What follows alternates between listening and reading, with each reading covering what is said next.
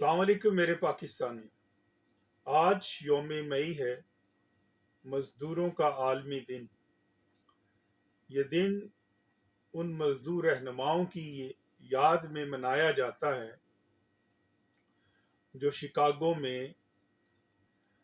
مزدور جدوجہد کے دوران اپنی جانوں کے نذرانے پیش کر گئے، جس کے نتیجے میں مزدوروں کو، محنت کشوں کو وہ حقوق میسر آئے،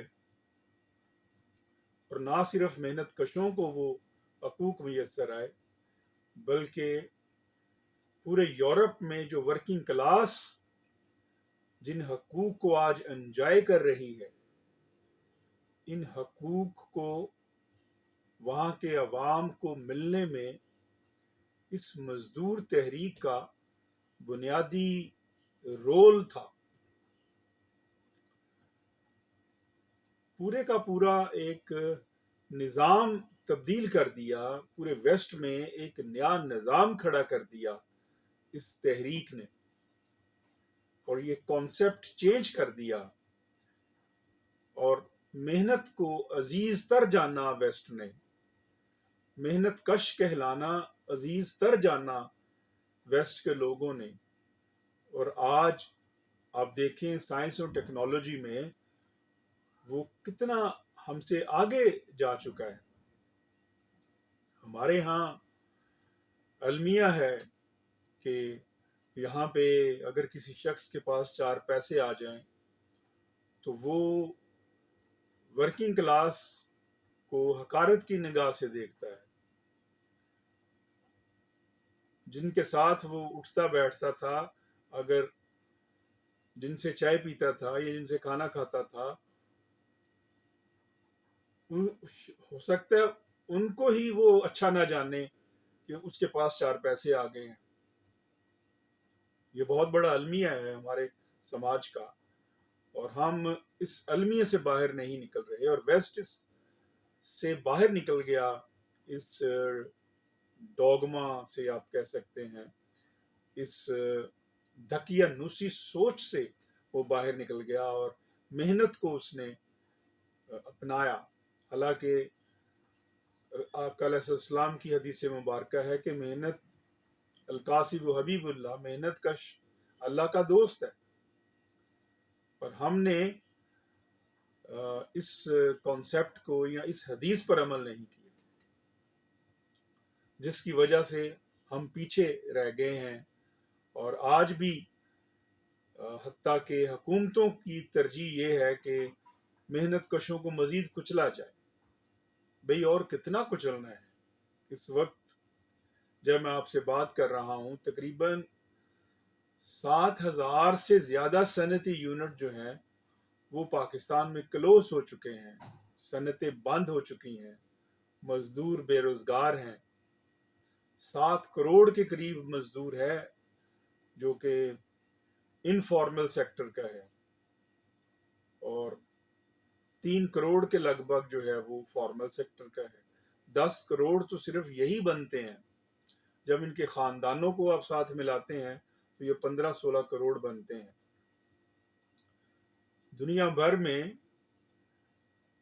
جو مزدور طبقہ ہے وہ بنیادی کسی بھی ریاست کی ریڑھ کی ہڈی ہوتا ہے، جس کے اوپر ریاست کھڑی ہوتی ہے، کیونکہ وہ پیداواری عمل کا حصہ ہوتا ہے، وہ پروڈکشن کا حصہ ہوتا ہے. اس کی محنت سے پیداوار بڑھتی ہے، اس کی محنت شامل ہوتی ہے تو پیداواری عمل آگے بڑھتا ہے. جاپان نے جتنی ترقی کی ٹیکنالوجی میں، سائنس میں، وہ اس میں اس کی محنت کش طبقے کا ہاتھ ہے. چین آج پوری دنیا کو لیڈ کرنے جا رہا ہے، ایمرجنگ پاور ہے، تو بنیادی طور پر اس ورکنگ کلاس کا ہاتھ ہے جنہوں نے محنت کی اور چین میں 80 کروڑ لوگوں کو غربت سے باہر نکالا. تاہم ہمارے ہاں المیہ یہ ہے کہ ہماری حکومتوں کی کبھی ترجیح نہیں رہی کہ مزدوروں کے لیے وہ مواقع پیدا کیے جائیں، ان کے لیے جو صنعتی یونٹ ہیں وہ قائم کیے جائیں اور ان کو پیداواری عمل میں شریک کیا جائے، بلکہ الٹا ان کے خلاف محاذ آرائی کی جاتی ہے۔ اس بات کی سمجھ نہیں آتی۔ آج بھی یوم مئی ہم نے جس حال میں منایا ہے کہ مار روڈ کے اوپر پابندی ہے، آپ پریس کلب کے باہر جو ہے وہ ریلی نہ نکالیں، جس طرح ہم ہر سال یوم مئی کی ریلیز کا انعقاد کرتے تھے، ہمیں آج روکا گیا ہے۔ تو یہ سب کچھ آخر کیوں ہے؟ ورکنگ کلاس اور ورک مین ساتھ ملے گا تو تبھی ملک کی معیشت کا پہیہ چلے گا اور ملک ترقی کرے گا۔ تاہم یہاں محنت کشوں کو دبایا جاتا ہے، محنت کشوں کے حقوق پر ڈاکہ ڈالا جاتا ہے، کسان الگ رو رہا ہے۔ بچپن سے پڑھتے آئے ہیں، 5ویں 6ٹھی کتاب جو آپ کلاس کا نکال کے دیکھ لیں، ایک ہی لفظ ہم اور ایک ہی جملہ ہم بار بار سنتے آئے ہیں: پاکستان زرعی ملک ہے، پاکستان دنیا کا 5واں بڑا زرعی ملک ہے، زرعی ملک ہے، زرعی ملک ہے۔ اس ملک کے کسانوں کے ساتھ کیا ہو رہا ہے؟ اگر یہ زرعی ملک ہے تو پھر ہمیں گندم باہر سے کیوں منگوانا پڑ رہی ہے؟ یہ سوال توجہ طلب ہیں۔ پاکستان کے قومی سلامتی کے اداروں کو بھی اس پہ سوچ بجار کرنی چاہیے۔ ہم زراعت میں خود کفیل ہو سکتے ہیں، ہم محنت کشوں کو، ہم کسانوں کو ساتھ ملائیں، ہم پاکستان میں محنت کش طبقے کی مدد سے ہم اپنی صنعت کو امپروو کر سکتے ہیں۔ ہم اگر پیداواری عمل میں ان کو آپ ساتھ ملائیں، ان کو گلے لگائیں، بلکہ میں یہ کہوں گا کہ پاکستان کی جو مزدور تحریک ہے، یہ پاکستان کی قومی سلامتی کی ایک طرح سے ڈیفنس لائن ہے۔ قومی سلامتی کی یہ ڈیفنس لائن ہے۔ خدا نخواستہ میرے وطن کے اوپر کوئی مشکل آتی ہے تو یہ جو بڑے بڑے لوٹ مار کرنے والے ہیں، یہ شہباز شریف، یہ نواز شریف، یہ باقی جو سارے ہیں، یہ تو بھاگ جائیں گے ملک چھوڑ کر۔ یہ امریکہ، کینیڈا، UK سب بھاگ جائیں گے۔ یہاں پہ اگر اس ریاست کو بچا سکتا ہے تو وہ محنت کش طبقہ بچا سکتا ہے، پاکستان کے قومی سلامتی اداروں کے ساتھ مل کر بچا سکتا ہے۔ آج سرحدوں کے اوپر جو ہے وہ جنگ کی کیفیت ہے۔ جنگ اچھی چیز نہیں ہے۔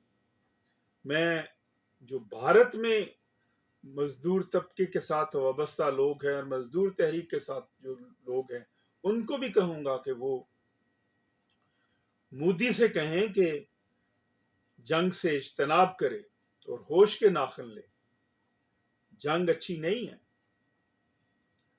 ریزسٹنس کا مظاہرہ کرنا چاہیے۔ تاہم اللہ نہ کرے، لیکن اگر کبھی وطن عزیز پر مشکل وقت آیا تو پاکستان کے کروڑوں مزدور اپنی مسلح افواج کے ساتھ کھڑے ہوں گے، پاکستان کے قومی سلامتی کی اداروں کے ساتھ کھڑے ہوں گے، اور ہم کسی بھی صورت بھی اپنے وطن عزیز پر کوئی حرف نہیں آنے دیں گے، کوئی آنچ نہیں آنے دیں گے۔ تاہم ضرورت ہے کہ ہم اپنے مزدور کو خوشحال کریں، اس کے لیے روزگار پیدا کریں۔ وہ محنت کرے گا تو ملک کی معیشت آگے بڑھے گی، اور ملک کی معیشت آگے بڑھے گی تو پاکستان آگے بڑھے گا۔ پاکستان آج جس دوراہے کے اوپر کھڑا ہے، یہ پولیٹیشنز، یہ جو صرف اور صرف اپنی لوٹ مار کے لیے آتے ہیں اور اپنی لوٹ مار کر کے پھر چلے جاتے ہیں، ان کو ریاست کا کوئی مفاد عزیز نہیں ہے. ریاست کا اگر مفاد عزیز ہوتا ہے تو وہ ہمیشہ ہر ریاست کے اندر جو ورکنگ کلاس ہے وہ اس کو عزیز ہوتا ہے. اللہ رب العزت سے دعا ہے کہ باری تعالیٰ ہمیں محنت کرنے کی توفیق عطا فرمائے، پاکستان کے ہر شہری کو محنت کرنے کی توفیق عطا فرمائے، پیداواری عمل میں حصہ لینے کی توفیق عطا فرمائے، تاکہ یہاں سے غربت کا خاتمہ ہو، یہاں سے ناانصافی کا خاتمہ ہو، یہاں پہ سوشل جسٹس آئے، یہاں پہ انصاف ملے، یہاں پہ روزگار ملے، اور ہماری معیشت بہتری کی طرف اپنا سفر شروع کرے. پاکستان پائندہ باد.